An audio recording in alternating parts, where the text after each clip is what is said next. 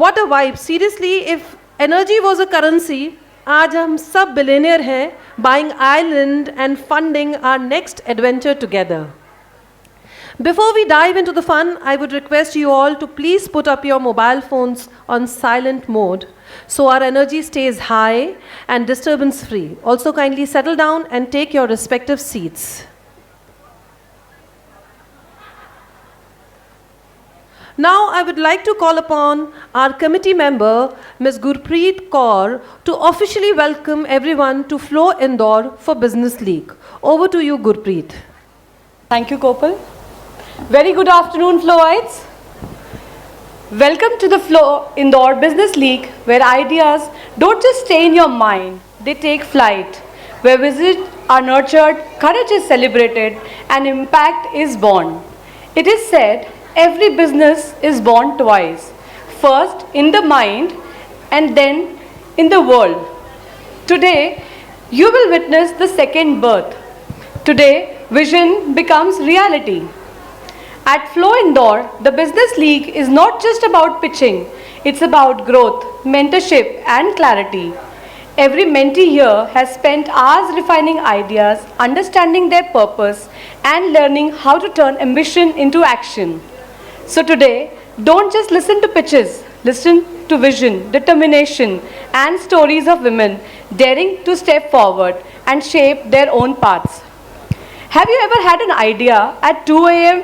that made your heart race? So something you thought could change your life. Well, the difference between that 2 a.m. thought and the pitches you will see today.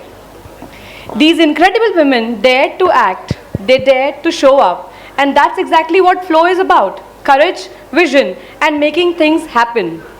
So before we begin, let me introduce our extraordinary mentees. Each comes with a unique vision, a story of perseverance and the courage to stand before you. So please join me in welcoming our first mentee, a true go-getter, Flowite CA Payal Khandelwal, co-founder of Acco Consult Private Limited. A passionate woman, entrepreneur who's turning challenges into opportunities. She's here to share her journey and pitch with us. Over to you, Payal.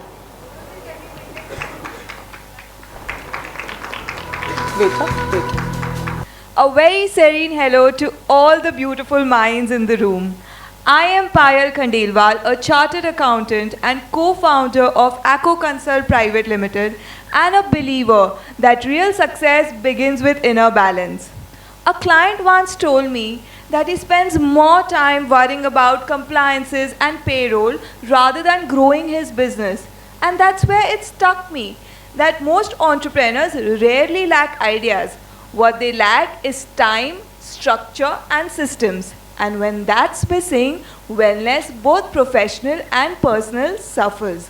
At Acco, we become your silent growth partners, your virtual CFOs by managing your accounts, your compliances, your audit, by streamlining your finances and designing growth-focused strategies that fuel growth, freeing you to breathe, create, and lead. I often say, focus on the fruits, expansion, innovation, and joy, while we nurture the roots, compliances, and financial systems. Because when you have strong roots, your businesses thrive even in storm. With over 11 plus years of experience, we've helped hundreds of entrepreneurs move from confusion to clarity, from stress to serenity. So, take a mindful pause. If you want to scale your business and regain your peace, let's connect. Thank you and have a nice day. Thank you so much, Payal. That was truly inspiring, a true example of passion meeting purpose. Can I please request everybody to maintain some silence here? The girls have really worked hard. So let's start with our second mentee today. Please join me in welcoming on stage our bright mentee, Flowite Paridhi Jain, co-founder of Sneh Forever, a pioneering lab-grown diamond jewelry brand from Indore, redefining luxury with sustainability and ethics. She truly represents the new age entrepreneur, blending vision with values. The stage is all yours, Paridhi. Let's give her a round of applause, please. Thank you, Gurpreet. Sparkling greetings to every woman whose heart has ever felt a wow for a diamond. Tell me, how many of us would have looked at a solitaire and thought, one day, maybe, or I want more? Today is the day to say, why wait for someday? I'm Paridhi Jain, co-founder of Sneh Forever, Indore's IGI certified, lab-grown CVD diamond jewelry brand with topmost quality DEF color VVS VS clarity diamonds. Lab-grown diamonds are 100% real diamonds, just like test tube babies. Same DNA, same brilliance, identical chemical, physical, and optical properties as a natural diamond and are fully IGI certified. Hira wahi, soch nahi. And the big news? You can save more than 90% in costs. Our mission is simple. Make every woman wear a solitaire diamond with pride. And for those who already sparkle, this is the time to shine brighter. Lab-grown diamonds, of course, have buyback and exchange. जब हीरे में logic और luxury दोनों मिल जाए तो वो हीरा एक smart choice बन जाता है. Diamonds may be forever, but your dreams are for today. And Sneh Forever is your The Diamond Consultant. Choose smart, choose shine, and choose Sneh Forever. Thank you. Thank you so much, Paridhi. Your clarity and courage shine through. Ladies, these were not just pitches, they were journeys, possibilities, and powerful lessons in courage. These women are more than mentees, they are trailblazers who chose to learn, to be guided, and to push the boundaries of what's possible. And now I invite our chairperson CA Shweta Agrawal and Secretary Flow Business League Head Ms. Sapna Khandelwal and our two incredible mentees on the stage for the certificate and badge ceremony. Celebration of dedication, learning, and growth.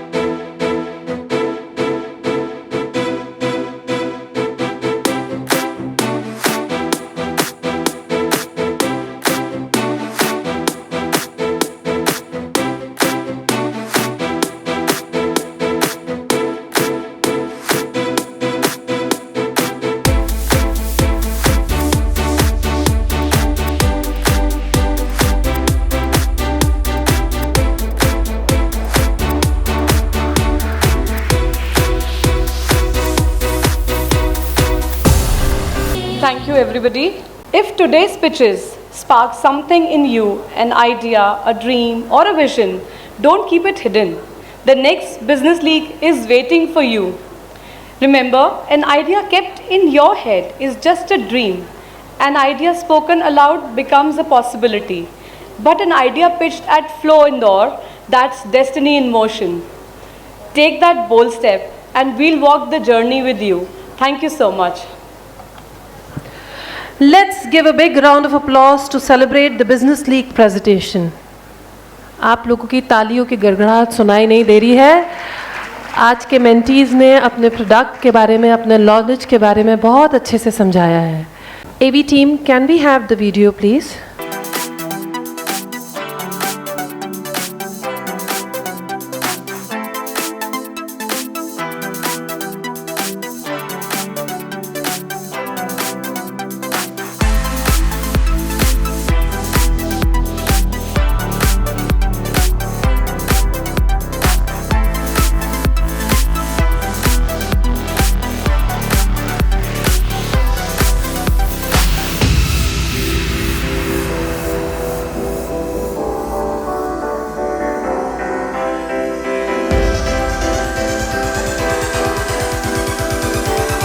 And speaking of the vibes, let me kick things off with the zing of a star of the evening.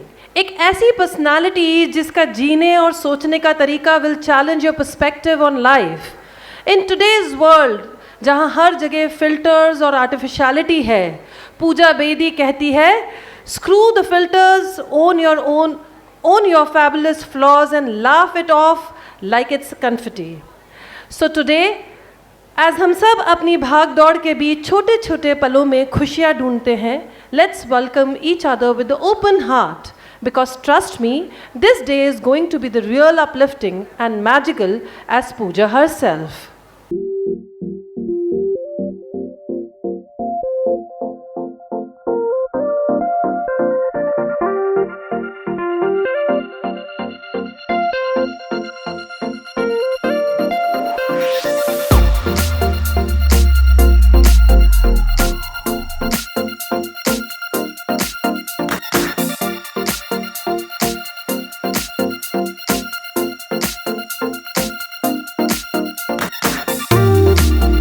All of you to please stand up for the national anthem.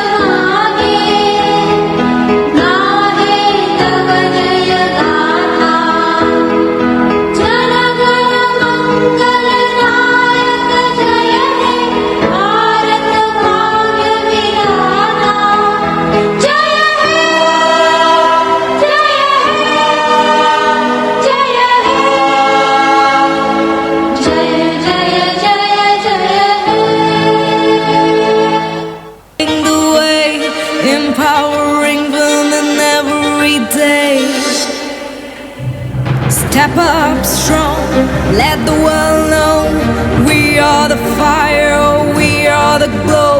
Innovation, passion in what we do. Vicky flow, we breaking through. Ideas spark and dreams take flight. We create the future shining bright. A sisterhood with hearts so true. Together we rise, we'll see it through. From dreams to action, watch us soar. Breaking barriers, opening doors. With every step, we show the way for a brighter and equal day. And equal day.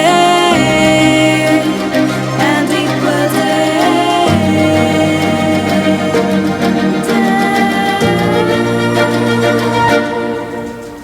Step up strong, let the world know we are the fire, we are the glow.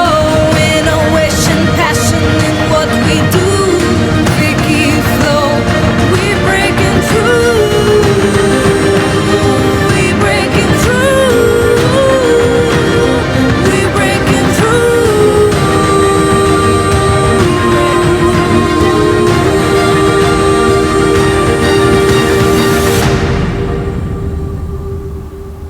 Now I would like to call upon for lighting of the lamp our guest of honor Pooja Bedi, Chairperson C.A. Shweta Agrawal, Founder Chairperson Ms. Aati Sanghi, Senior Vice Chair Vandana Gujarati ji.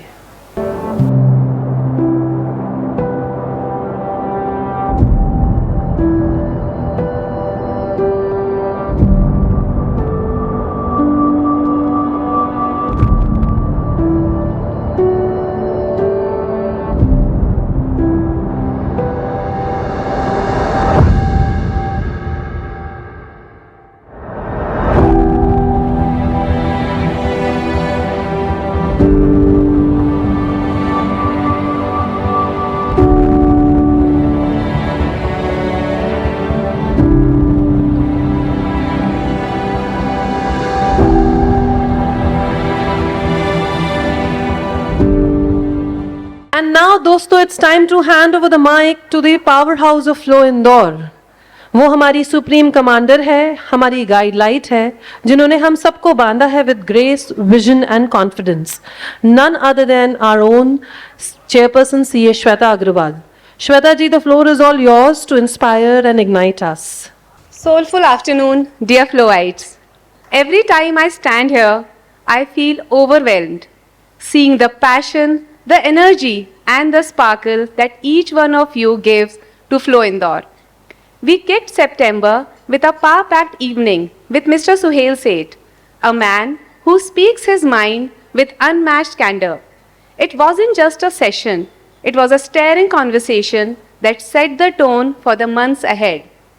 We were delighted to launch the September edition of Flow Connect with Suhail Seth, featuring She Tech, a smart and practical guide to make technology your everyday ally.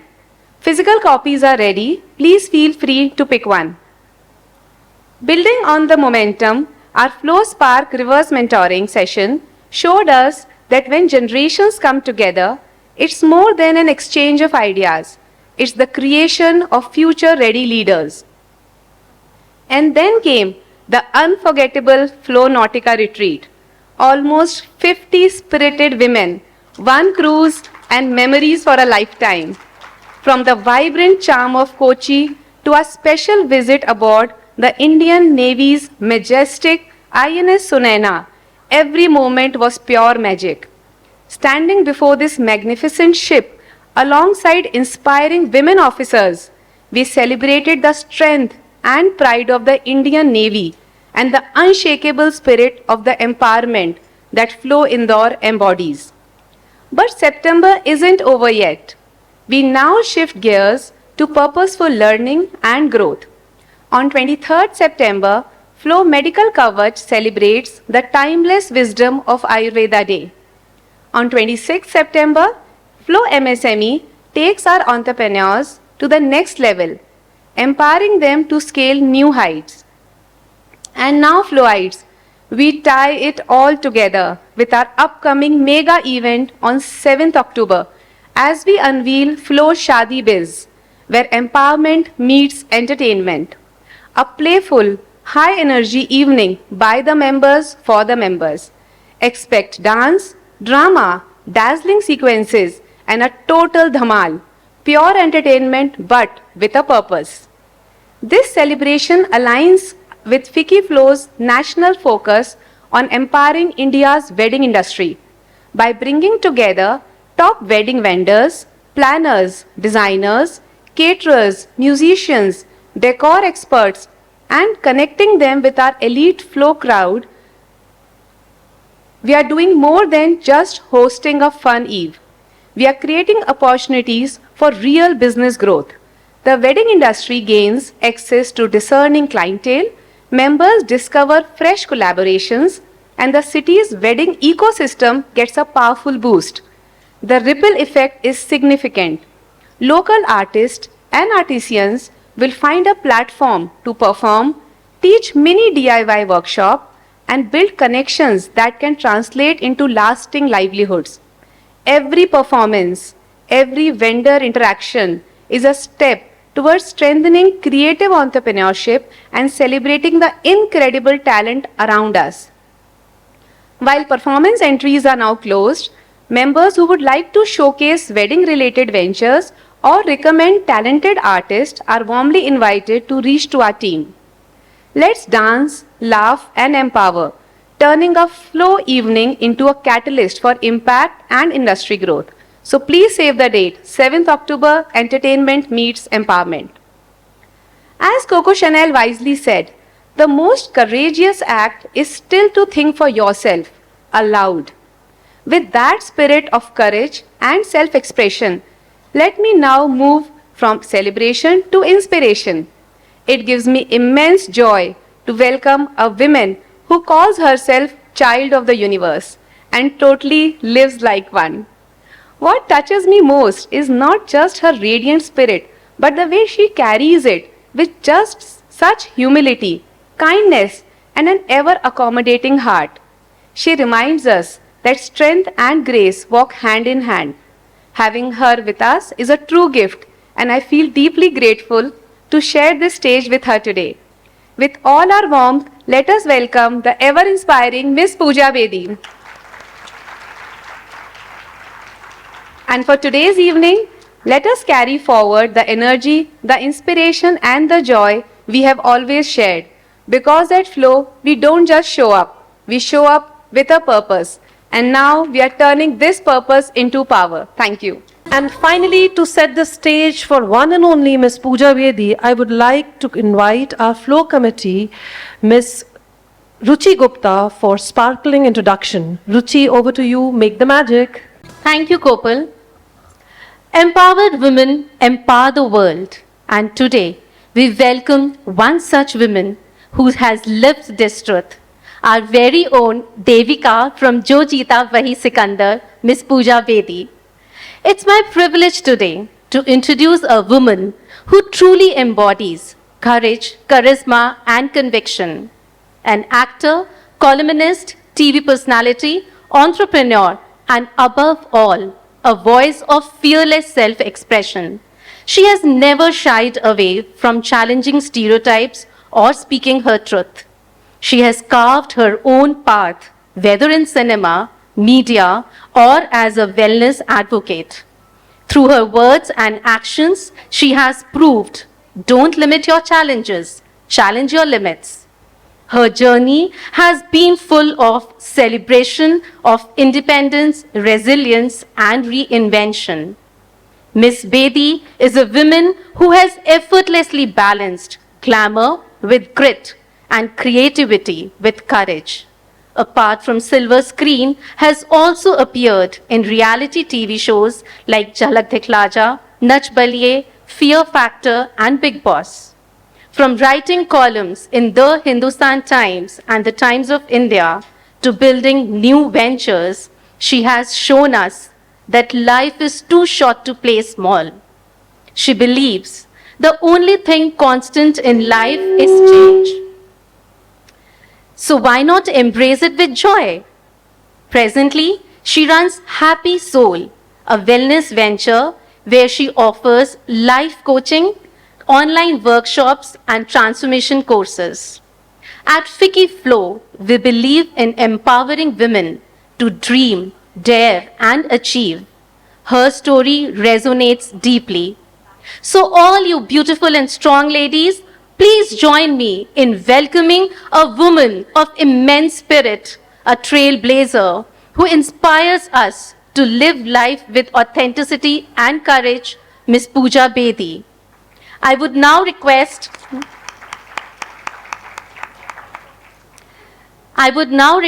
our esteemed guest, Miss Bedi, and our charming chairperson, C.A. Shweta Agrawal, to come on the stage for the felicitation ceremony.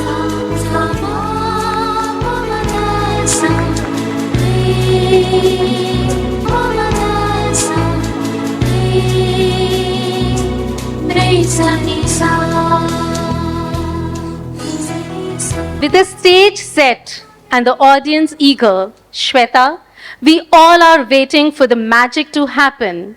Let's get this moderation session rolling. Over to you, Shweta. Hi, good evening. So, thank you, Pooja, for being here with us. And the stage is all set, and we all are ready to hear from you. So, let us now start a candid conversation with you and uncover the thoughts behind your persona. All right. Well, I'm really looking forward to it, Shweta. Thank you so much for this opportunity because I love rooms filled with women. I love the energy. I love the enthusiasm. I love the intention.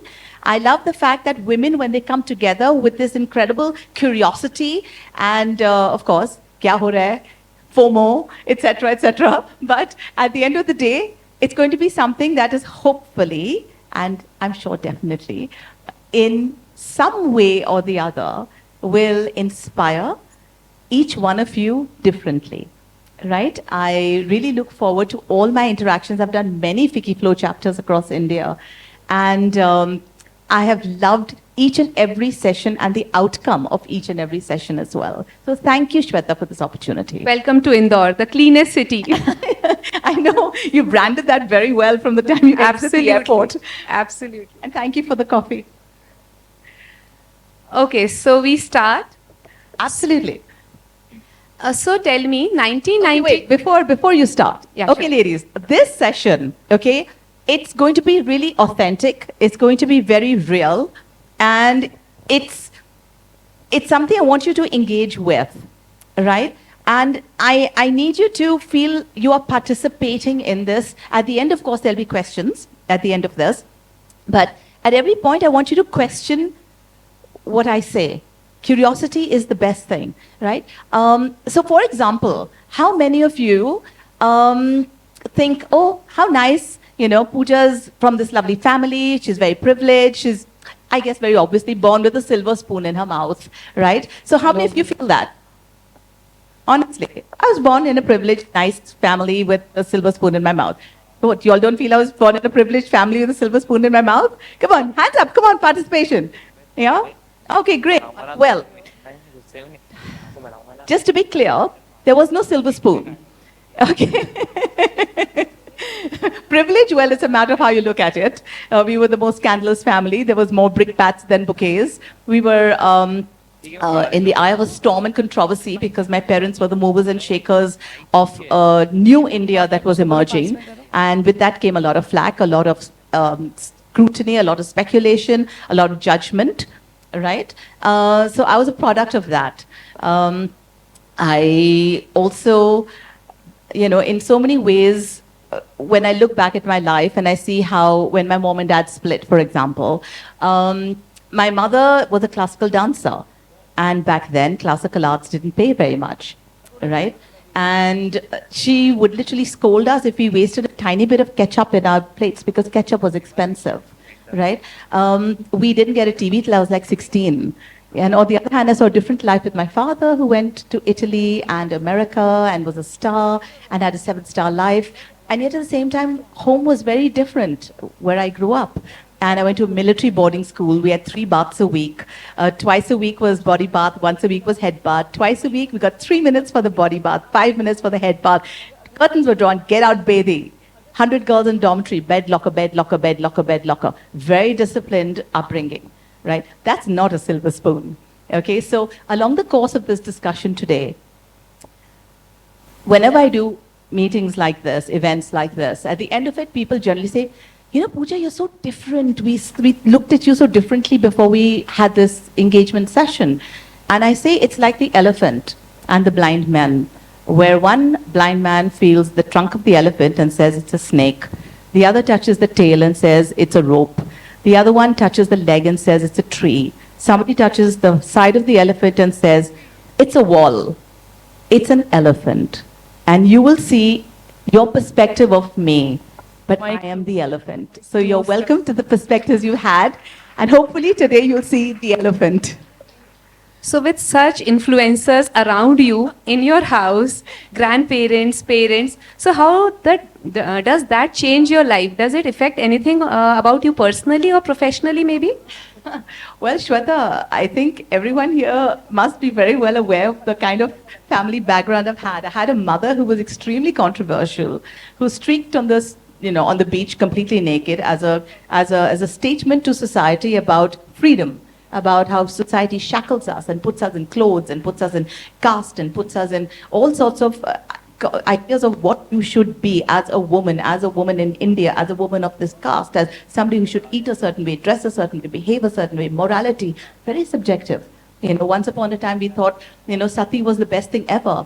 And you look back today and say, what's honorable about killing yourself, burning yourself alive? What is honorable about that? How barbaric is that actually? When you look back and say dowry was so acceptable, it was understood you had to give dowry. You're selling your daughter. How could we tolerate those things and say that it's okay? It's understood as part of society. Samaj mein aise hota hai, hona chahiye, right? So we are constantly evolving as a society, challenging these diktats. My mom was way back then, way ahead, because she really stood up and said enough. enough of this subjugation, enough of this dominance, enough of patriarchy. And I grew up with that mindset in many ways. My father, of course, very well traveled also, very eloquent. I'm the 18th direct descendant of Guru Nanak Sahib. And my lineage, obviously, somewhere in the DNA, there's a strong influence of that, including in what I do today. My grandfather, Baba Bedi, was an energy healer. And he has healed thousands of people through energy work. He has an institute in Italy, which is still running. He's dead, but it still runs about the ways to heal your body from any kind of disease that you could possibly have. He was an energy healer. He was amazing. My grandmother, Pooja Bedi, was the highest ordained Buddhist nun in the world. There are books written on her incredible life. There are 3 books. All English authors have written books on her because she was an English who came from the UK. She and my grandfather met at Oxford. She came to India. She fought the freedom struggle in India against the British, despite the fact that she was British. She was inducted under Mahatma Gandhi. She then took on the Tibetan refugees when they came into India. She groomed them up in Buddhism. The largest spread of Buddhism in Scotland today is thanks to my grandmother. There are books on my grandmother called in Dharma King, which is His Holiness Karmapa's book. So there's a huge legacy there that comes down that has influenced who I am, the way I think. Plus, in addition to that, they gave me the gift of curiosity to always question and never blindly accept anything. And that has carried me through. I think, I'm not sure here, see, this hall filled with wonderful women. I'm not vaccinated, for example. I don't know how many here didn't take the vaccine because everyone was told to take the vaccine and the COVID vaccine. And today people are dreading the fact they took it. People are, thinking it was the stupidest mistake they ever made in their life and why were they pressured into it. But this is the upbringing I've had to question, to say no. And I choose what goes into my body. I choose who comes into my life. I choose who exits my life. I choose, whatever I choose to bring into my professional space, my personal space, I choose. And that choice is something we all have, Shweta. A lot of people say, oh, I didn't have a choice. And, say, for example, I say, your husband, oh, no, that wasn't chosen for me. That I didn't choose my husband. It was an arranged marriage. Well, you allowed that arranged marriage. You chose to allow someone to do that for you. You could have very well said no, walked out of the house, done your own thing, but it was an easier route for you to take. It was something that you thought was valuable enough to make a sacrifice on, and it was going to be acceptable, and your future would look different, and you didn't want that version of a future, you wanted this version of a future, so you went along with it. It was a choice. The moment you accept, Shweta, that everything in your life today is a result of your choices, every single thing. If you blame others, you feel angry. If you blame yourself, you feel guilty. If you blame the universe, karma, and all of this stuff, you feel helpless, right? So stop the blame game. There's no need for it. These are your choices, everything. Your husband, your children, your home, the staff, the bed covers, the crockery on your table, the friends you have, joining Fiki Flow indoor. These are all choices that you have made. And if you're not happy with your choices, make better choices. Nobody says you can't change your choices. But if you have made that choice, be happy with it till you make another better choice. It's as simple as that. That's wonderful. Can I change the mood? Thank you. Sure. Okay. So going back to 1992, where India saw lots of ups and downs. The Babri Masjid case, the Harshad Mehta scam, the Indian rupee exchange downfall. But then we had an iconic Marilyn Monroe moment for all of us, created by the young Pooja Bedi. So how was your journey then personally, professionally? Has it changed? I was a class topper in my boarding school and I wanted to go to Wall Street. My intention was to be amongst the movers and shakers of the financial world. And I landed up in Bollywood, which I never thought I would land up in, ever, ever, ever. And it was the best thing I ever did because it has shaped me to being who I am today. Had I been in Wall Street, I wouldn't be here. Had I chosen differently, I would never have had the life trajectory that I have till today. everything has entered my life to shape who I am and where I am. I met Jagmohan Mund, and everything it's remarkable, the coincidences. And they say follow the signs, right? I've always followed the signs. I was sitting at a Hollywood party. My father taken me for one, and I was sitting in America by the fireplace going down. I must have been like 16 years old, and I had a snake bracelet wrapped around my hand. And this director comes and sits next to me, next to the fireplace, and says, "You're going to be my Vish Kanya." And I was like, "What's that?" It's like, "It's this film I'm making." And I was like, "Are you crazy? Bollywood? Me? No chance." And he said, "No, you're going to be my Vish Kanya. Come and hear the story." So he was very close to my home at that time. So I said, "You know what, Jag?" And very sweet man. I said, "You know what, I'll come by to have beer and pizza with all of you, but I'm not, not doing any film." And he made me hear the script. And I laughed my head off and I said, "It's such a bad script. It's going to do so badly. It's such a terrible film." Okay. And I laughed and laughed. And then I really missed India. I really missed India. I missed home. I was studying in America at this time, and I just missed home so much. And I missed the kind of conversations we had. My mother's age group was always surrounding us. So we had these interesting conversations about Freud and Jung and Krishnamurti and Osho and life and existentialism. And here they were just talking about boys and cars and nail polish. And, it was just a very college, sort of high school life in Los Angeles. And I said, "You know what, I'm going to use this movie as an excuse and come back to India." And then I continue my studies in India. I came back to India and I announced to my parents firstly that I was coming back for this. And they were devastated. They said, "You will not enter Bollywood. You are meant to do other things." And I said, No, I want to do this. I want to do this. And I came back. I land in Bombay and my mother tells me she is going off to Bangalore to start Nrityagram, her dance village, which is her dream. Because now she thought that we're in America, we're starting there, she'd made her plans. So I said, "Mom, that's all very well, but how will I survive?" And she said, "Well, darling, you have signed a film." I said, "Mama, it's a very small amount of money. How will I survive? Like, there's a house to run and a cook and a dog and a society dues and electricity bills, and how will I do this?" She says, "Darling, I was 16 years old when I ran away with your father. We split 2 toasts and 2 eggs. Okay, and I think you've got it better than me, and the universe will conspire to make it happen for you." I panicked. Okay, I literally signed everything that came my way. Jojita being one of them. Jojita came along, Kama Sutra came along, Tips and Toes, Fruity, all these ads came along. I just signed, just get money in the bank so I could survive, right?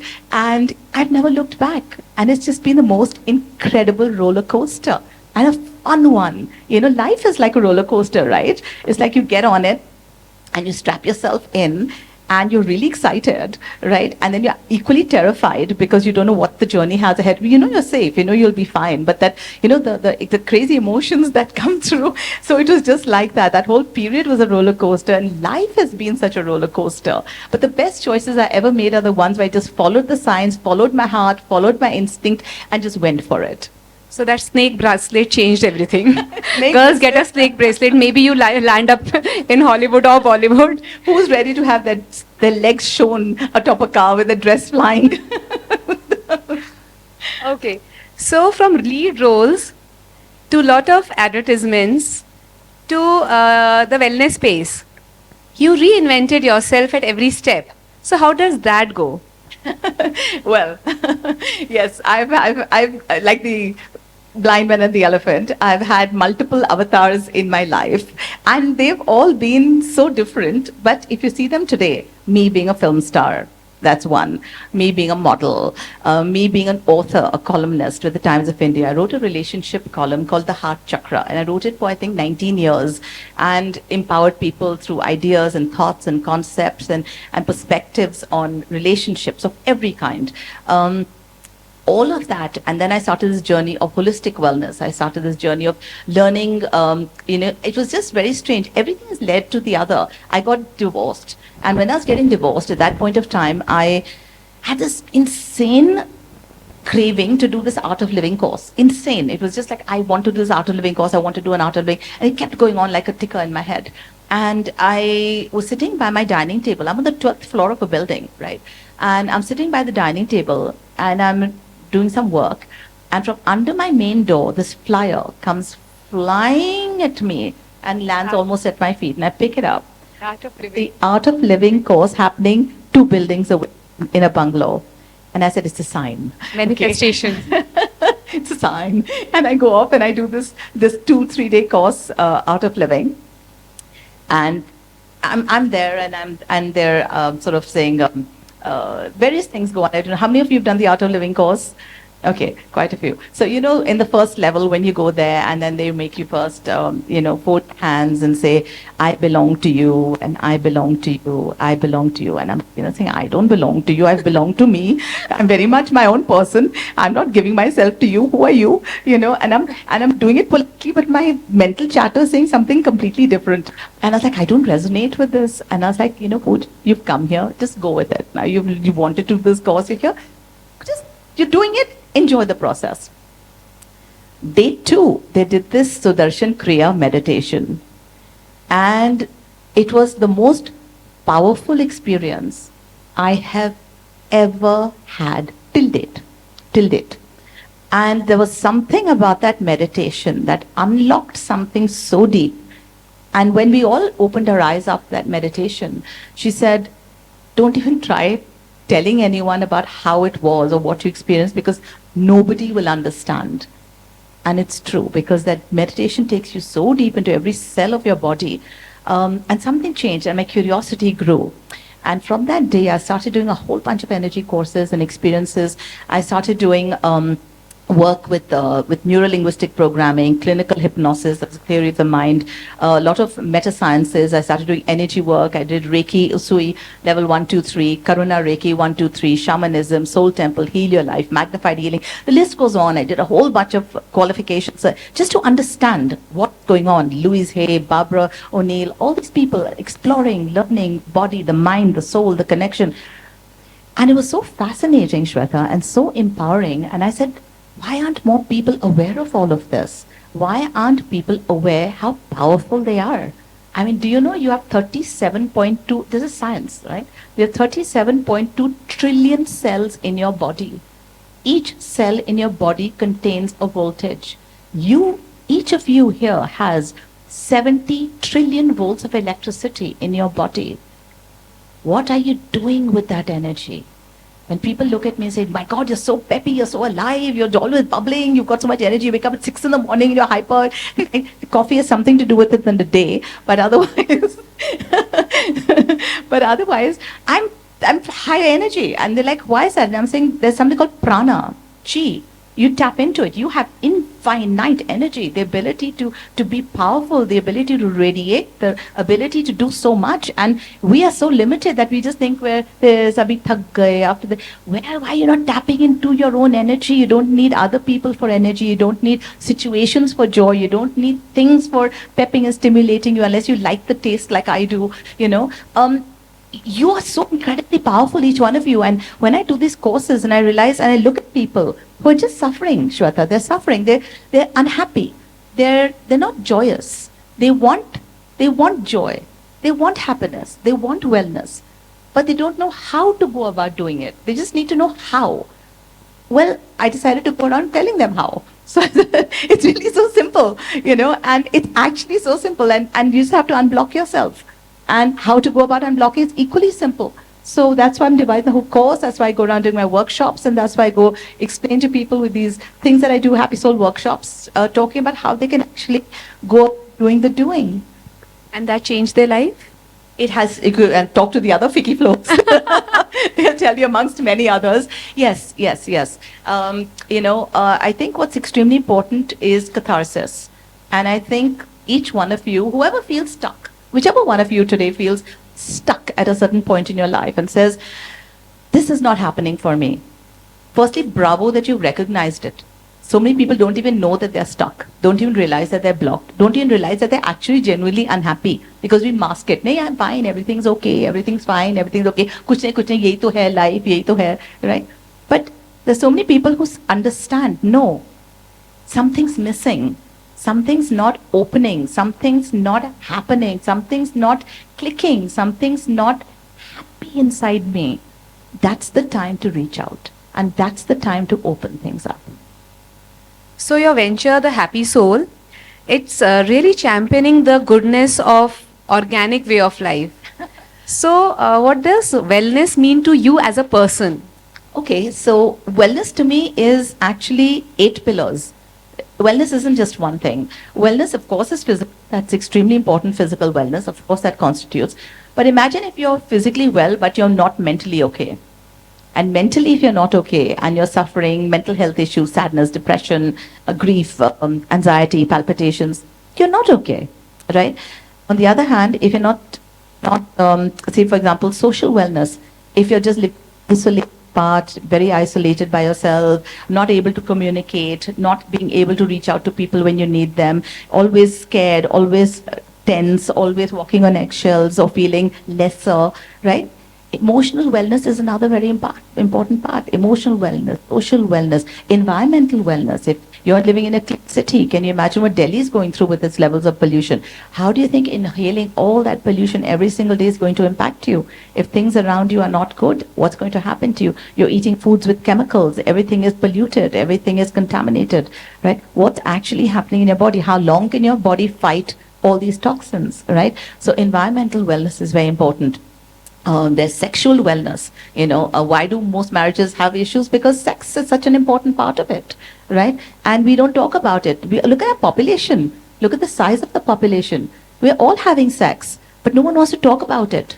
Women, I mean, when I have these workshops, and women say that they haven't had an orgasm ever in their whole life, while men have it every single time that they have sex. But women are shy to talk about these things. They're shy to talk about their needs. They feel they're immoral if they're asking for an orgasm. They feel they'll be looked at badly if they ask for it, or say, what about me? And why shouldn't it also be about you? Why should sex only be one way? But these are conversations we've stopped having or never had or don't think we should ever have, right? Because then we become bad people. But it's such a normal thing, and a lack of that and a frustration in that leads to issues within a relationship. Right? So sexual wellness is a very important component. And financial wellness, if you're all happy and everything's great, but you don't have money in the bank and you're dying to get things or do things or give your child something better or want something for yourself, again, that's not wellness. You're unhappy because the money isn't there, right? So, and again, we all have these limiting beliefs, right? Which says, sometimes to make ourselves better, feel better, but money doesn't buy happiness. Very random. Money doesn't buy happiness. Of course it buys happiness. Who said money doesn't buy happiness? When you bought a car, weren't you happy? When you went on that holiday, weren't you happy? When you bought that lovely dress that you're admiring, weren't you happy? You can be a member of Ficky Flow, aren't you happy? Right? Yeah, but that happiness doesn't last. Well, what is happiness then? Oh, my child. Well, why were you unhappy yesterday? You had the child for 10 years. So why were you unhappy yesterday? No, because of this. Exactly, because that happiness also doesn't last. Nothing lasts, but at least it happens. At least you have these moments of complete joy that you keep bringing into your life, right? So let's not negate something and say this doesn't get happiness. Of course it does. Your child brings you happiness. Your child can also bring you grief. Money can bring you happiness, and money does bring happiness. It affords you the life you want. It affords you the luxuries you want. It affords you the necessities that you need. It affords you for your dreams to come true, for your family to be healthier and happier, for your medical insurance to be paid. Why do we have negative attitude to money, for example, right? So all these incredible limiting belief systems that we put into our brain, release them. Right? So my whole journey and purpose to doing these explorations is to help people unblock and firstly understand, is it my limitation? Yeah, why would I think the money doesn't bring me happiness? Why would I even think that? When I do my money manifestation workshops, for example, and I tell people, who wants money? Yeah, I want money. How much money do you want? I want like 20 crores. Great. What if I give you 20,000 crores? No. I don't want 20,000 crores. It's too much. Why the block? But why the block? Again, you're blocking money. Why are you blocking? I'm giving you 20,000 crores. No, it's too much. Why is it too much? Take 20 crores and give away the rest of it, to charity. Give it to hospitals, give it to charities, give it to group. But why are you rejecting the 20,000 crores coming to you? Money makes me a bad person. Rich people are bad people. Very rich people are immoral people. They're corrupt people. With money comes problems. The rich people have chamchas. They are fake friends. I don't want. Hello? Where's the block? So true. Money is never a problem. Yeah, it's the solution. It's the solution for a lot of things. And I think, yes. Okay, so there were times during the lockdown, 4 years back, so everybody of us were going through a lot of emotional stress and family stress. So how does your mantras pulled you ahead, and you launched a lot of things then also, and you were very happy then also. So how did you do that? I was happy because I didn't take the vaccine. That was number one. I was yelled at. They called me anti-vaxxer. I took the brunt of it. There was social outrage. They slammed me on social media. Like, bolo jo bolna hai, karo jo karna hai. I'm not putting it in my body. Sticks and stones will break my bones. Names will never hurt. Right? It doesn't matter. I'm not going to get pressured by all this nonsense to put something to my body that I don't want to put into my body. Right? It's not okay with me. But I have to say one thing. Come on, Shweta, come on. When you look at a child, okay, you look at a child, and you see the level of passion, enthusiasm, curiosity, excitement. Everything is exciting for a child, right? You'll say, let's do this. Yeah, let's do that. You give them a present, they'll rip it open. What you got for me? What you got for me? What's in this, right? And when you grow into a teenager, you're like, I'm going to go and change the world, and I'm going to do this, and I'm going to do that, and there's all this thing. And then you see them getting older, and then be like, thank you, when you give them a present, and then put it down. And then they'll say, नहीं कुछ नहीं बदलने वाला है जिंदगी ऐसी ही जाएगी कुछ नहीं बदलेगा and then they'll say नहीं अभी बस क्या रहा है बच्चों के लिए जी लेंगे hello it's one life you're born you die no one stays here forever make the most of the journey like when did that beautiful curious passionate child turn into that and that's all of you. All of you were these beautiful, passionate, curious, inquisitive kids. When did y'all turn into or are turning into or allow yourselves to turn into that? And why? Right? So for me during lockdown, again, it was exploration. I was inquisitive about so many things. I was learning, I was growing, I was doing Vicky Flow workshops online for Vicky, different chapters. I was just having fun because you know what? Children do that. They wake up in the morning and they have fun. Their whole life is about fun. Play with your friends. When was the last time you played? Play. Just the concept of play. Not that we went out and had a kitty lunch. It was very nice and bahut gappe mare. When did you actually have fun? Right? And I always say, I am okay with growing old, but I am not okay with growing up. I will love my inner child to the very last day. And there's a big difference in childlike and childish. And I choose to be childlike in many ways. And I choose to love my inner child. And I will never hurt my inner child. And I will always protect my inner child and keep it joyous and keep it happy. Because that's the part of you that actually was happy and laughed till your stomach hurt. When was the last time you actually laughed till your stomach hurt? Remember those days as a child? Where? You allowed it to happen. It's time to change things. So that is why you call yourself child of the universe. And happy soul. Great. So life hasn't been a bed of roses for you, but there has been a lot of challenges personally and professionally coming up as with everybody. So how did you took those roles of turbulence ahead? Okay, here's another thing. I was around 27 years old when possibly every important human in my life died or went away. In 3.5 years, so imagine you're 27, until the time 27 and a half, so till the time you're about 32, your father figure who raised you since you were 6 months old dies. Your grand who you're close to dies. Your dog, who your very pet owners know how it is, dies. Your brother commits suicide. Your mother dies in a landslide. You get divorced. In the middle of this, you're having 2 kids who are really small. And you get divorced and your husband gives you 0 alimony. And at this time, you're just 32. You've lost your mother, your brother, your grandmother, your dog, the man who raised you, and your marriage. Right? Devastating, right? But I laughed. I smiled. I said, all right, so be it. But by the end result, I was like, hey, God, hey, universe, ease up a little bit. Like every 6 months, you're giving me something really traumatic coming to my life. Every 6 months, something very dramatic and traumatic. And I was like, can you just go pick on somebody else? Because I really need just a little bit of an emotional break to sort myself out here, right? But I just said, you know what?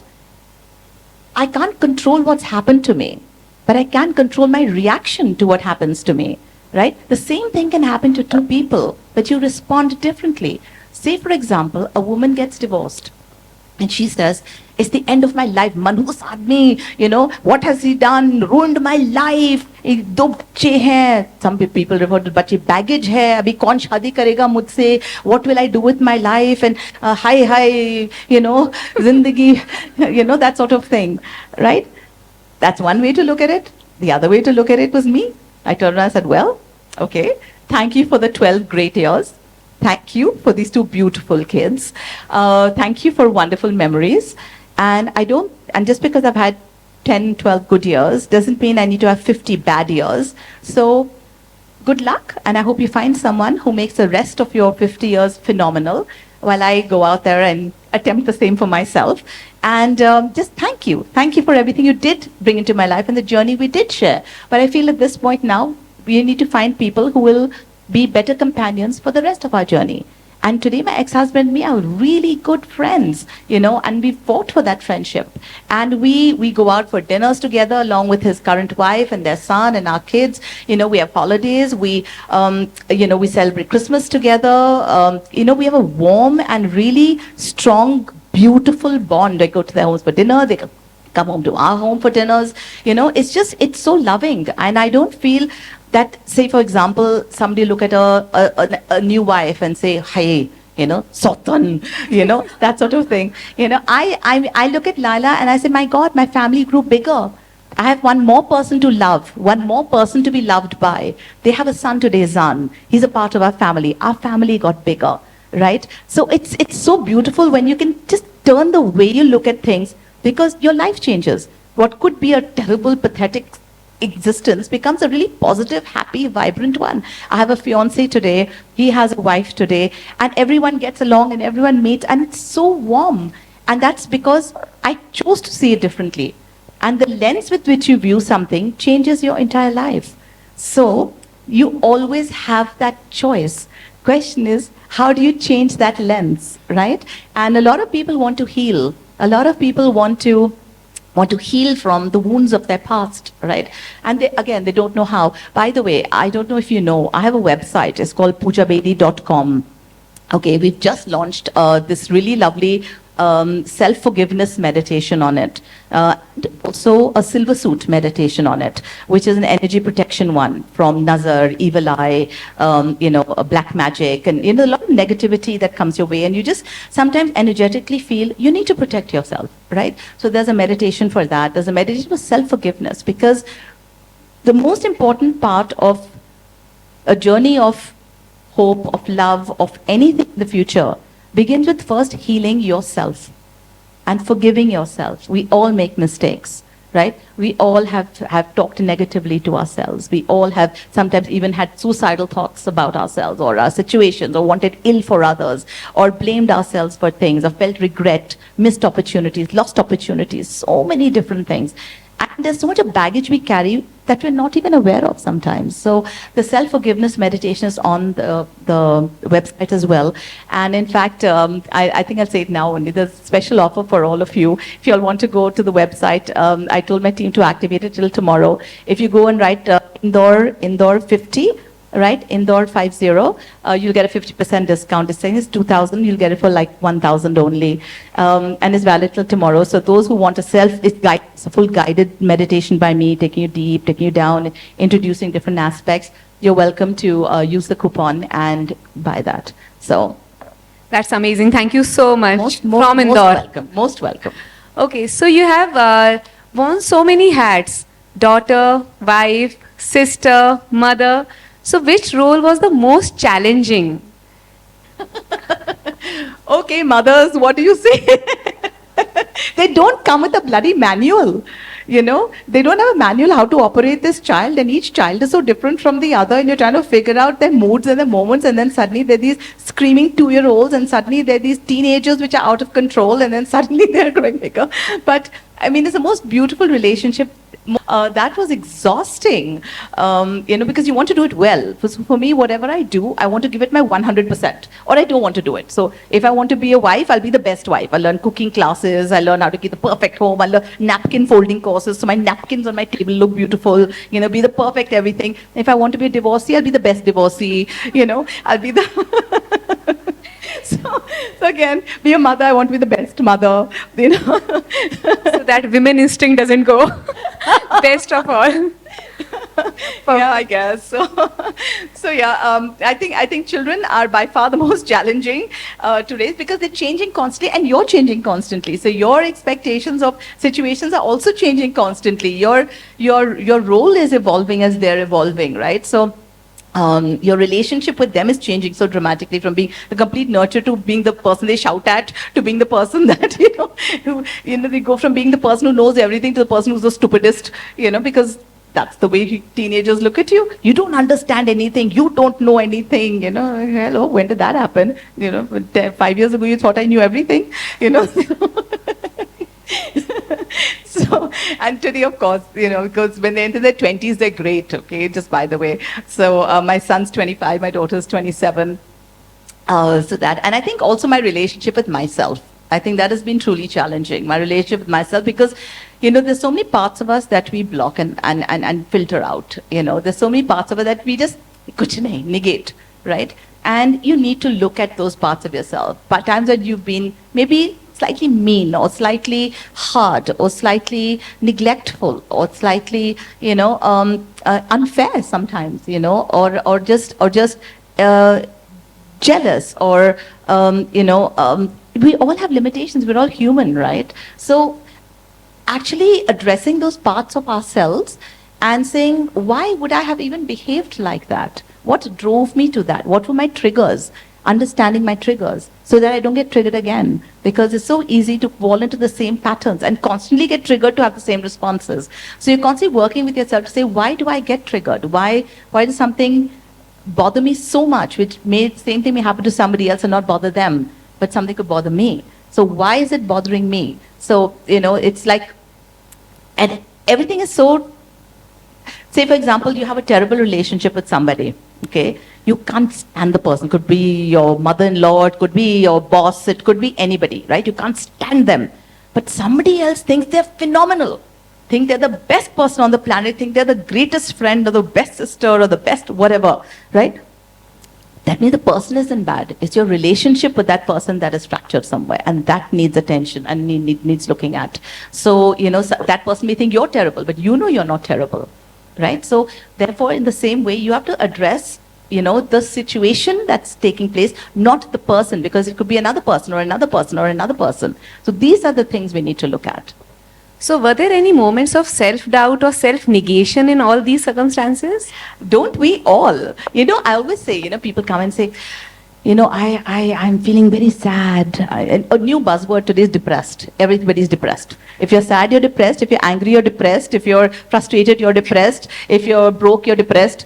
Hello, these are very different things. Depression is very serious clinical condition where you literally lie in bed and are unable to even probably brush your teeth. That's serious depression which needs medical attention. Everything else is an emotion. Right? If you go to the Wheel of Life, Wheel of Emotions on the internet, just type Wheel of Emotions and identify the exact emotions. So if you say, I'm sad, and you go into the Wheel of Emotions and it gives you, are you angry? Are you resentful? Are you feeling ignored? Are you feeling rejected? Are you feeling, which is the specific emotion? Once you understand the specific emotion attached to it, you can then address it. So rather than becoming a blanket word depressed, you start to say, you know what, I'm feeling rejected, or I'm feeling isolated, or I'm feeling helpless. And then once you know the word, You can then say, okay, so what can I, if I'm feeling helpless, what can I do to empower myself? If I'm feeling isolated, what can I do to change my state of isolation? So it's very important to pinpoint what's going wrong rather than using a single word like depression, right? So in the same way, there are many challenges that we will all come across emotionally in our lives. And it's normal. You can't be happy every day and every single minute of every single day. I mean, if you had a man who was sitting here laughing, ha ha ha ha ha, 24 hours a day, you say, Sala pagal hai. Right? So, being human means you're going to be sad. Being human means you're going to be jealous. Being human means you're going to be angry. Being human means you're going to go through pain. If somebody dies, you're not going to start laughing. You are going to feel the pain. If you're going through a divorce, you're not going to say, kuch nahi. You will go through the feelings. You will go and process those emotions, right? It's part of being human. Why are we so scared to be human? Why are we so scared and only looking for joy, only looking for happiness, only looking for that? You can never be happy until you understand your pain. You can never ever, because if you're suppressing it like a ball, you take a ball, you put it under water, and you let go, the ball will come jumping out of the water. We do that all the time with our sadness and our pain. We mask it, we mask it, we mask it, we push it, we suppress it, we don't listen to it, we ignore it, right? Nahi, kuch nahi, I'll do this to make myself happy, I'll distract myself, I'll do this, I'll do that, right? No. Experience the sadness. When I go through a terrible time in my life, and boy, have I gone through terrible times, I turn and say, all right, necessary human experience. I wouldn't be human. See, we're not human beings seeking a spiritual existence. We are spiritual beings who've come here to be human. The moment this journey is ended, we're going back to being spiritual again.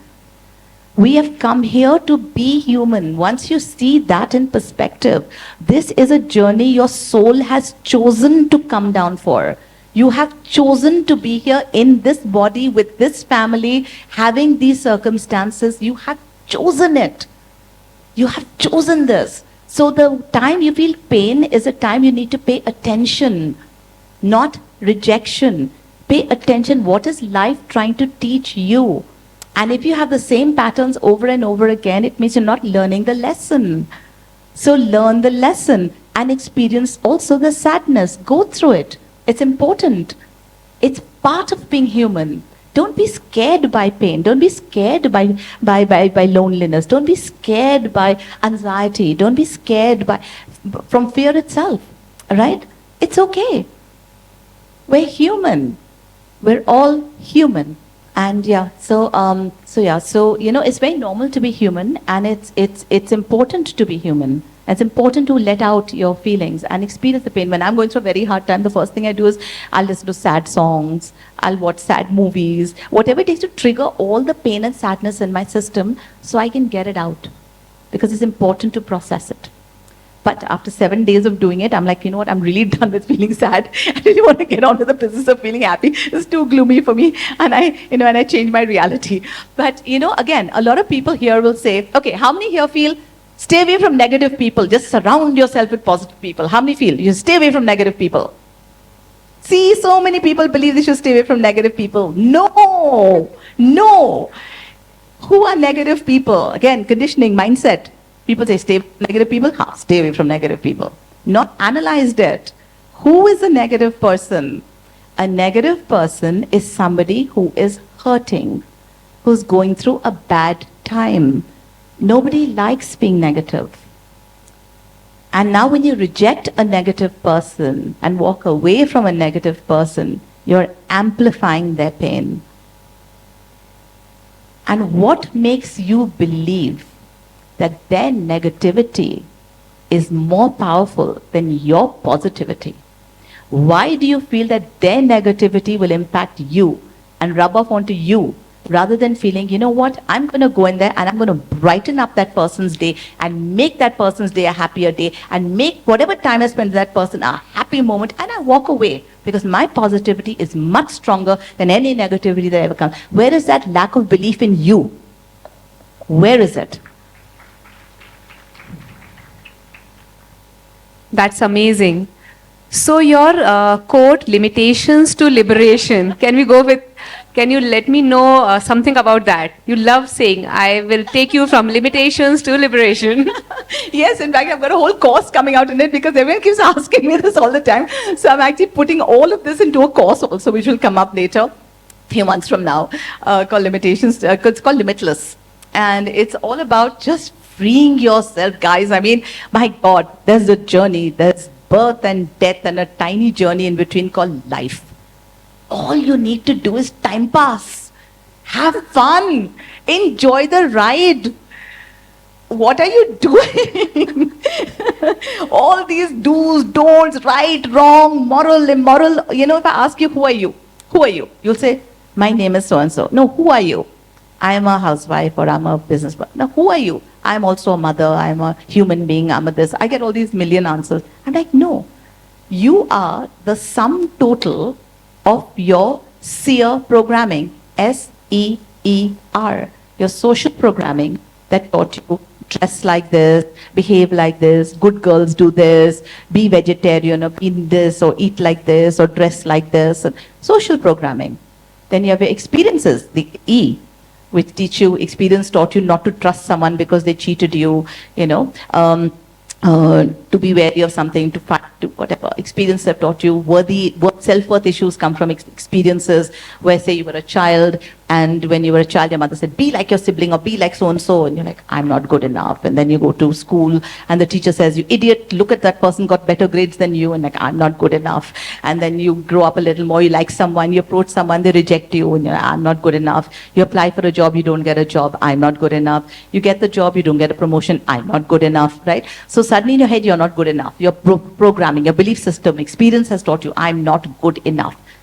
Now great job opportunities come up. You won't file for it, you won't apply for it because technically your condition, I'm not good enough. You meet an amazing human being, you're like, wow. But you're like, how can I talk to so-and-so? How could I approach so-and-so? I'm not good enough, right? So your limitations are now shaping your future. Your limitations are now shaping your beliefs, the experiences.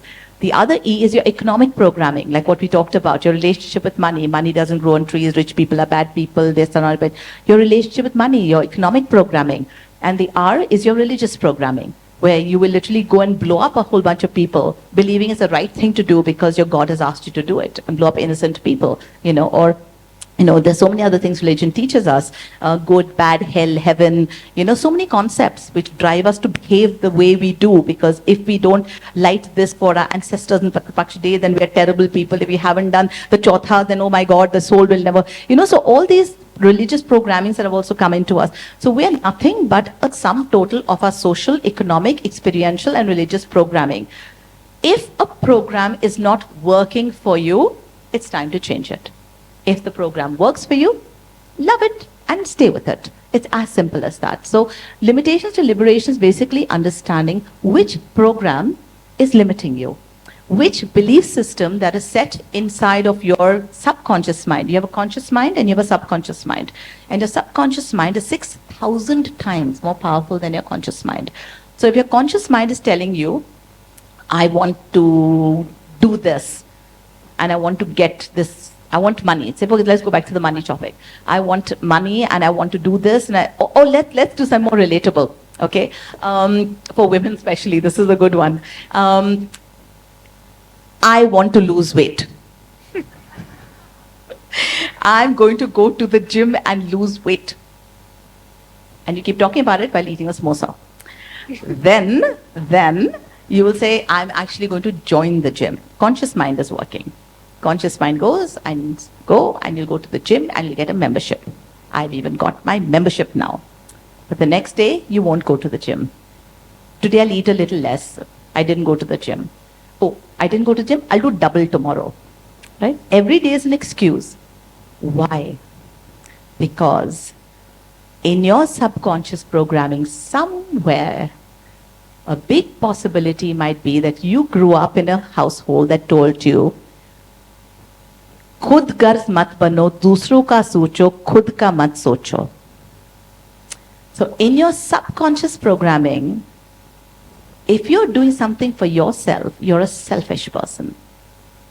And those hours that you spend going to the gym, working out, coming back, spending time on yourself is filled with guilt actually at the back of your head. I could be doing this, I could be doing that, I could be helping this one, my mother-in-law needed me, my husband needed me, my children needed me. You don't take time out for yourself. There's guilt. There's a lot of guilt associated because your programming says, "Dusro ka socho, khud ka mat socho."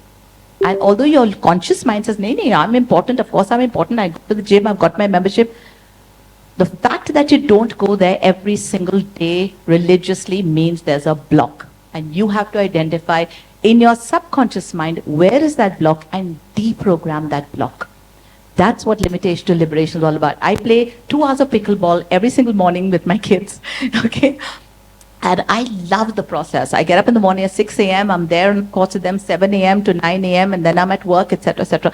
And I have recognized at every stage in my life where my limitations are. That is my relationship with myself, which I keep talking about, my programming, seer programming. There's so much in my programming too. I mean, as liberated as it was also flawed in so many ways. And you learn through a period of time and trial and error that if something isn't happening, where is that block? Let me find the block and rid the block, because you know what? I have a very short time on this planet. And I'm not going to wait till my last hours to get it right, right? And I want to enjoy my day. I want to wake up in the morning and feel fulfilled for me. A lot of people talk about selfish, but there's self-love, self-worth, self-respect, self-care. These things are not selfish. It's about you. You matter. And don't let anyone ever make you feel that you don't matter. Because you matter. Each one of you here matters. Your journey matters. You've come here for you. Everybody else is supporting cast. And you do the best job you can for everyone that you have chosen to bring into your life. But you matter. When your well is full, others can drink from it. If you're tired, negative, sad, exhausted, you cannot do anything for anybody in that state of being. If your well is full, others can drink from it. So always you first. Always. So we all matter. A big clap for all of us. So can I open the session for Q&A? Yes, please. Anyone got questions? Hi, Pooja. The scarcity of questions makes me ask you. Hi. Please go ahead. See, again, excuse, the scarcity of questions makes me ask. Because I'm still thinking what to ask. How sweet. See, now she feels a need to step up. Yeah. She feels the need to step up because she's making up for the fact that nobody else is asking a question. See, that again is programming, that let me fill in the gaps, let me add to this experience. So that's her programming, that doesn't shrink in the corner and say, okay, asking, no one's asking, right? So that again, clear case of, but thank you, ask. So sometimes we all feel that we've done the wrong. We are trying to always, step up and do the right thing and, resolve relationships. But some relationships at the end of the day also don't get resolved because it's one person here and the other person there. So the other person there doesn't think like the way I do, that I want to resolve the relationship and then let's work towards it jointly. That's where the gaps happen, and sometimes, as I said, relationships just don't get resolved. Okay, so you have two choices. One is to say, I can control whatever I can do. I cannot control what happens to me, and I cannot control other people. I cannot. The biggest mistake people make when they're getting married is to say, I'll change him. I'll go inside, I'll fix him. I don't like this about him, I don't like that. ठीक है, शादी के बाद वो ठीक कर लूँगी. No, you wouldn't like it if somebody came in and tried to change you. You wouldn't appreciate if someone told you, I think you should be like this, be like this, be like this. And yet as women, we tend to do a lot of that with everything around us. Right? So firstly to accept that let's not even think about changing others. Let's talk about it with them. Let's discuss it with them. Let's see if they would like to resolve it. If the intention from their side is to resolve it, that's a very good positive step. That's step one.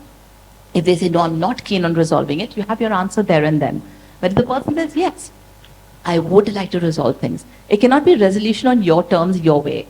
You ask them, well, how would you like to see it resolved? And what So communication is important. Very important. What would you like to do to better things? How would you like to make those changes? And now let me put forward how I would like to make those changes. And let's see if this still can work. So if you're willing, not I think you should do this, but what do you think you can do in your capacity? You decide and you tell me what you can do. I will tell you what I can do. And let's see then if it's workable. And are we willing to work further for it, or else change the dynamic of things? Change the dynamic of things. Every relationship doesn't have to be a forever. Please understand that. Not even friendships. Friendships come, friendships go. I have best friends in my life since the time I was 12 years old, who are still my closest friends till today. Majority of them are from the time I was 12, 16, 18, and they're my closest soul sisters till date. And yet there have been so many people who've come along, played important roles and left. And had I chose to hold on to it, it would have probably turned toxic because, or draining, or a waste of time today, because they're different people today and I'm different people. They've had their journey that took them elsewhere. I had my journey that took me elsewhere. And when your energy shifts, when you change, everything around you changes. You must have noticed also when you're single, you hang out with single people. The moment you get married, you start hanging more with couples. And when you have children, you start hanging out more with people who have children. Right? So as your dynamics change, as your energies change, as your circumstances change, people play different roles. Not that you negate, they're there, but they start playing different roles in your life. A best friend can become a good friend.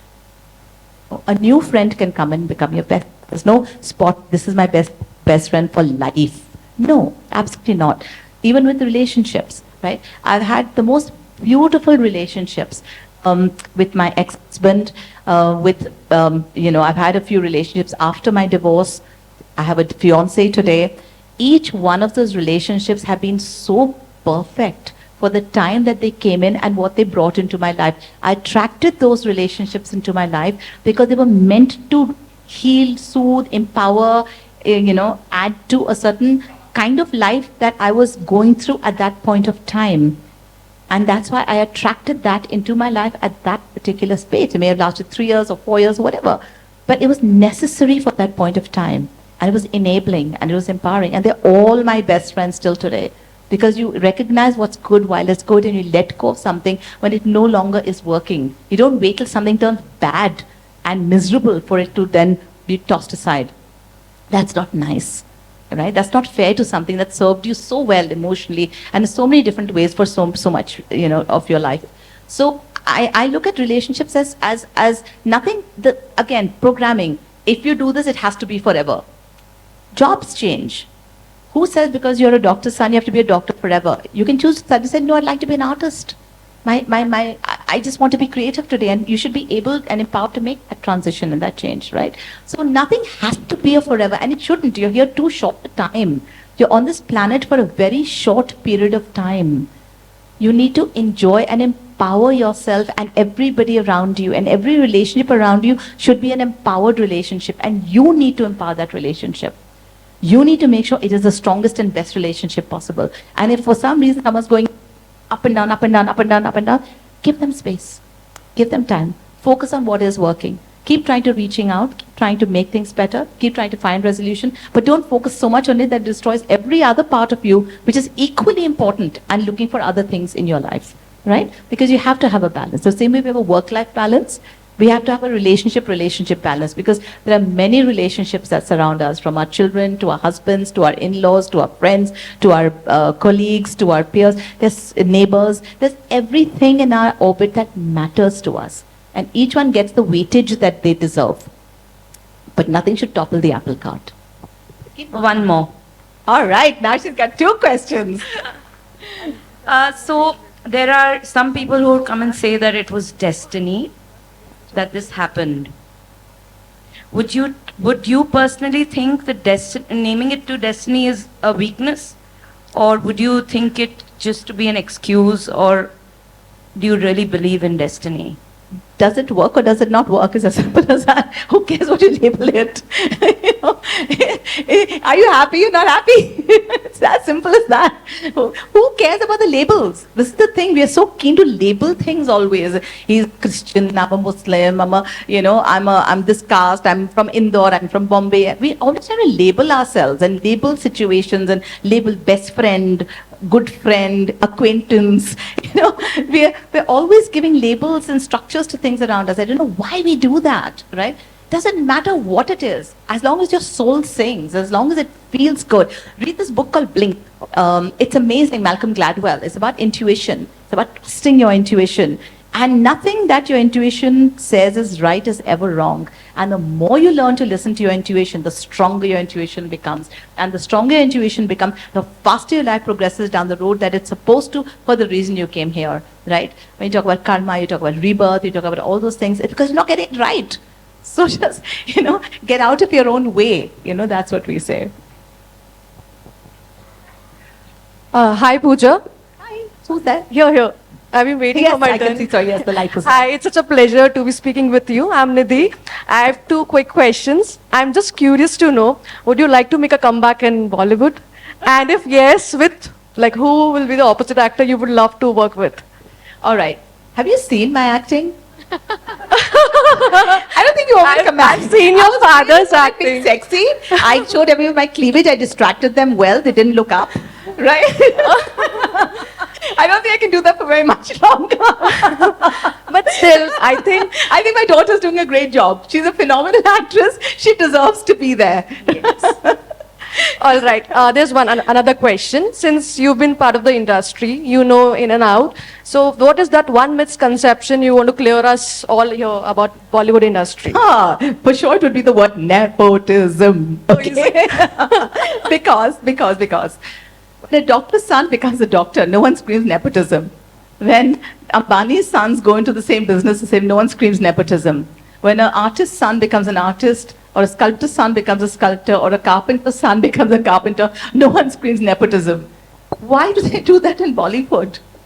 Isn't it normal that if you grow up in a certain environment that has shaped you from childhood, that you would be more drawn to it, or that you would know more about it, like a doctor's son, like a carpenter's son, like a painter's son, like anyone's son or daughter, right? So why is it that suddenly there's this anger and judgment and focus on celebrity kids coming into a profession that it's like fish in water? Why the judgment? I still don't get it. Hello, Pooja.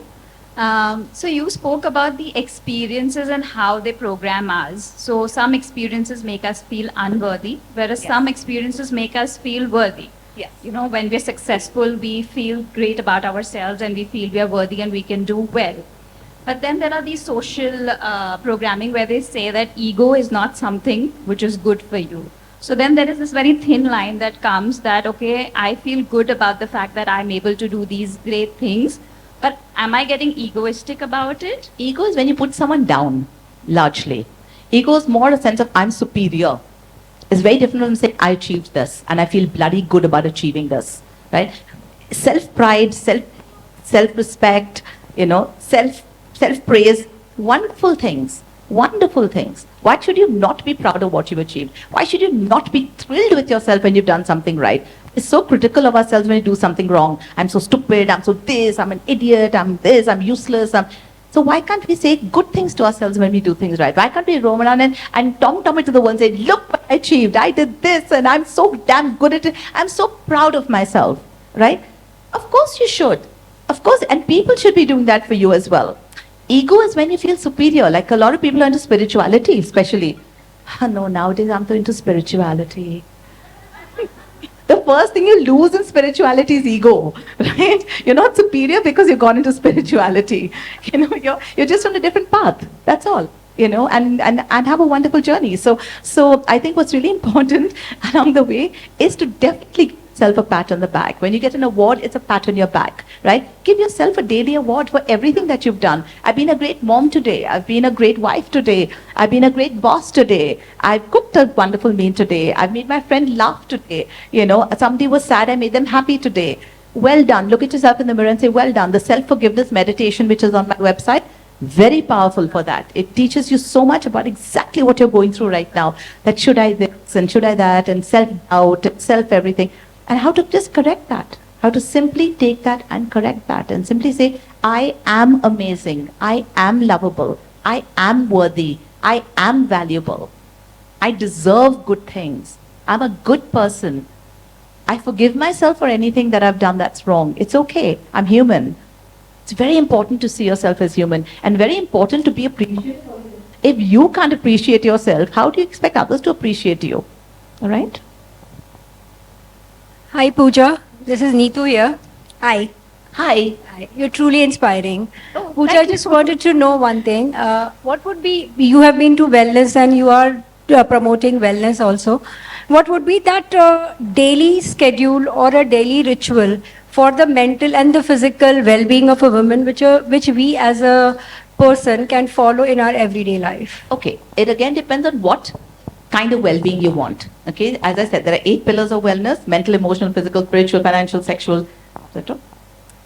Which form of wellness are you looking at in your life? Which is the incomplete version? Again, there's something circle of life. You can go to the circle of life in the internet and you can say, you know, there are different second pie chart, and you so shade in and say relationships, I'm a 8 on 10. In my spirituality, I'm a 4 on 10. In my finances, I'm a 6 on 10.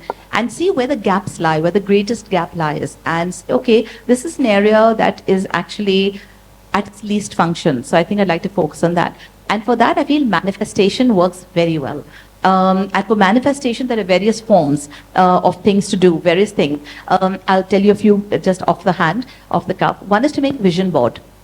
Right, a vision board is very powerful. You basically take a vision board and you put on it everything that you feel is realistic and doable, a little out of what you want, little beyond, so that you can achieve it. And say, I want, for example, this car or this kind of home, or I want a relationship, or I want so much money in my bank account. Be very specific. I want so much in my bank account. By year 2026, this will be my reality. A very practical, like if you really put yourself to it, it would happen. Put all those things on a vision board and put it right in front of your bed. You see it first thing when you wake up, last thing before you go to sleep. Okay, that's one. Other is a LIFO technique, last in, first out, which is the last thing before you go to bed, because when you go to bed, you enter from a beta brainwave state, which is the functioning state today. You're sitting here listening, meeting someone, talking to someone, doing your work at a table, etc. You're in beta brainwave state. The moment you go into a shower, for example, you're having a bath, or you're entering your bed, you start going to alpha brainwave state, all right, which is far more relaxed. And then you go into theta, and then you go into delta, and then gamma. So when you're entering from your beta brainwave state into your alpha brainwave state, as you settle down in your pillow, the last thought that you have is what carries through the night energetically, resonance, and goes out there from your subconscious mind, because in your alpha state, you can access your subconscious mind. And your subconscious mind is 6,000 times more powerful than your conscious mind. And 6,000 times that amplification is going out. What you want. Focus on one thing. And that one thing every single night before you go to sleep. As you shut your eyes, think about the most positive outcome of that. A lot of people focus on their fears. They don't focus on their dreams. What if this doesn't happen? And they're more consumed by the fear of what happens if it doesn't happen, rather than the joy of it actually happening. Manifestation is based on the joy of it happening, not on the fear of it not happening. Because that energy is completely different. You will attract not happening. The happening is a different energy, and you attract the happening, right? So it's all actually, if you do the course, it's very scientific. Very quickly, I'll explain to you in 1 minute. Your thoughts are electrical impulses. People put brain mapping machines, scientists put brain mapping machines, they ask you questions, oh, left brain, logical, right brain, creative, etc., etc.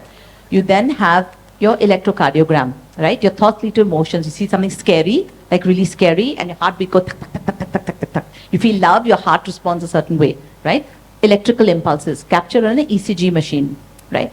So you know that your thought has electrical impulses, your emotions have electrical impulses, right?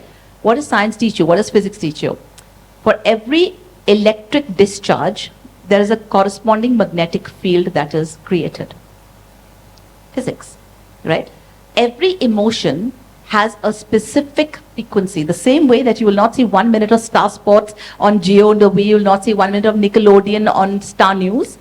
The same way, everything, like you see a mobile phone, it's amazing. Is there a cord? No, there isn't. In 1 minute, I can get different programs on YouTube. I can download different music. I can do different things. And not 1 second of another program will come as I'm downloading. Where's all this data, all these images, visuals, audio coming seamlessly into my phone? Seamlessly. How? There are billions of gigabytes around us right now. Everyone's downloading. How is it not cross-connecting and leading to different things into different devices? Because everything has a very specific frequency. What you want has a very specific frequency. Every fear has a very specific frequency. Charge. And the moment you put that out, either it's a trickle or it's a gush. The more you want something and focus on it, the faster it will come to you, because that electrical discharge has created a magnetic field. And what is it magnetizing? Exactly the same frequency. What you put out is what comes back. Life is an echo. They keep saying that, right?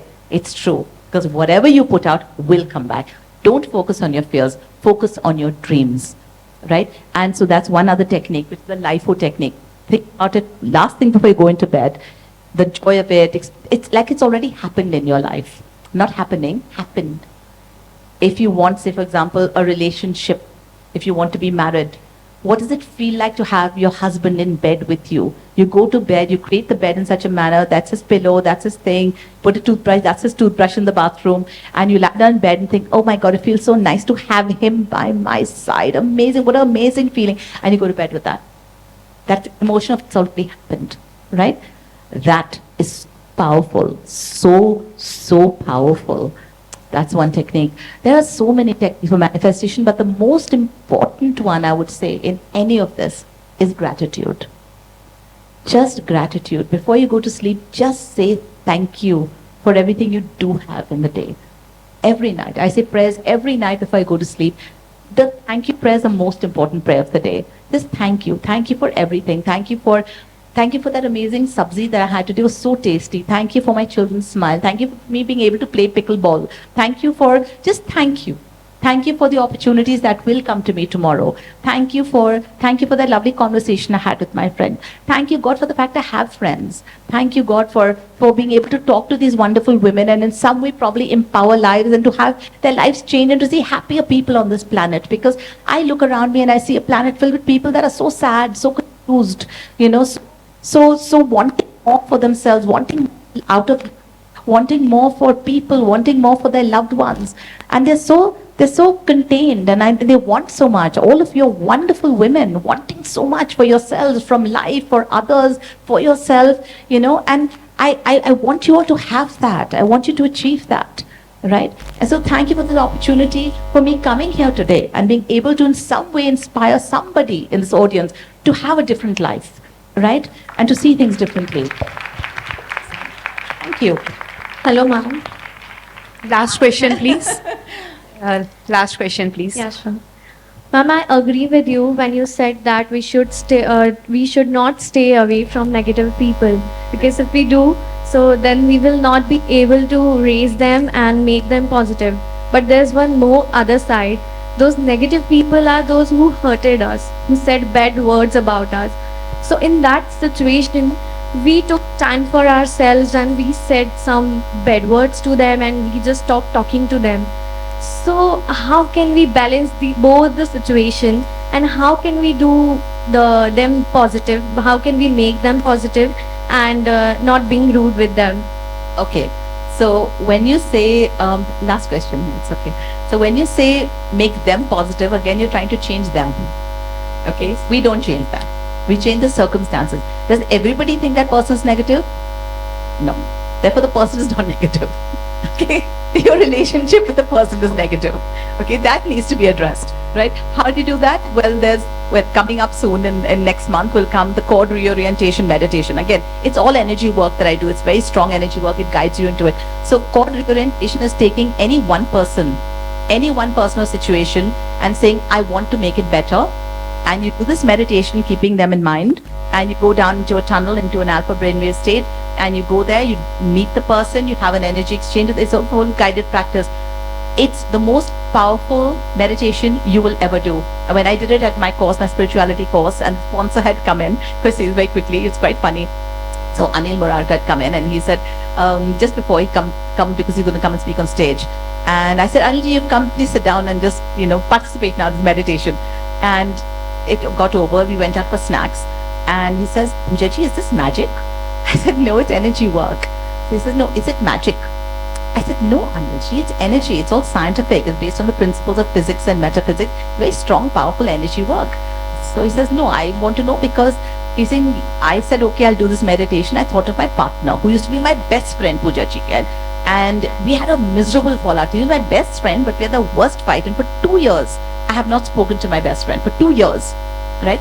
And you said this, I said, chalo, I'll do it with him in mind. And I got him into the tunnel and I did the exchange of this, everything. He pulls out his phone. He has called me. It has been 10 minutes. Is this magic? I said, no, it's the way energy works. It's the way energy works. We are, as I said, 70 trillion cells, 70 trillion volts of electricity in your body. You are very, very powerful.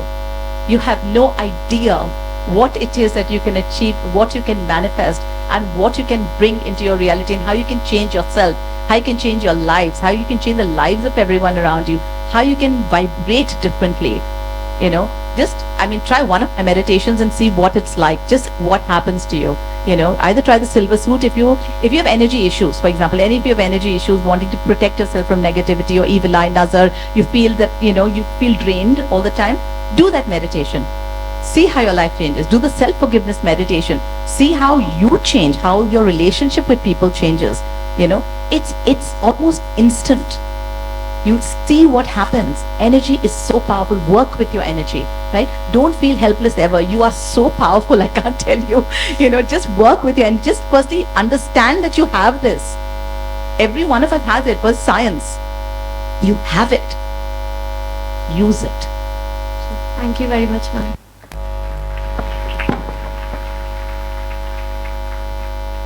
That was super inspiring. Thank you so much.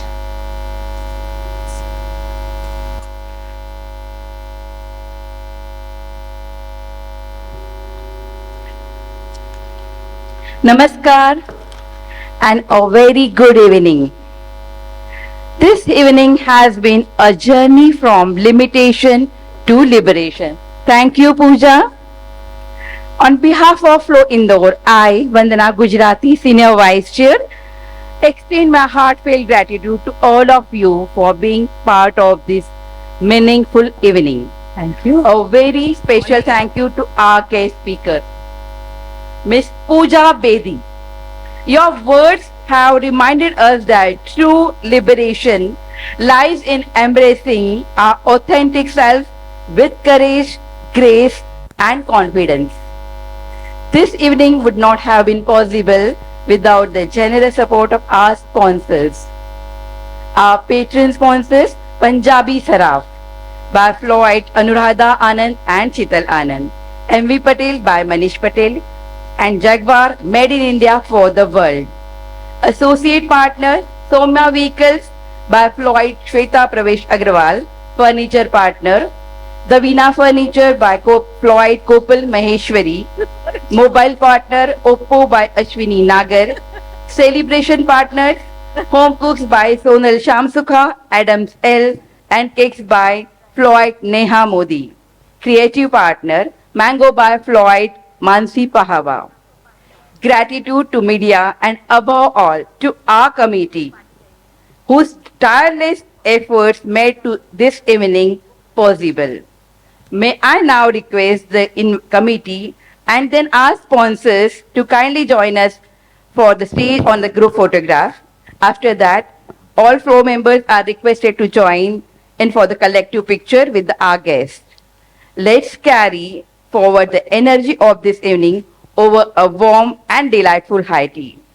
Thank you. Thank you once again for this evening so special and memorable.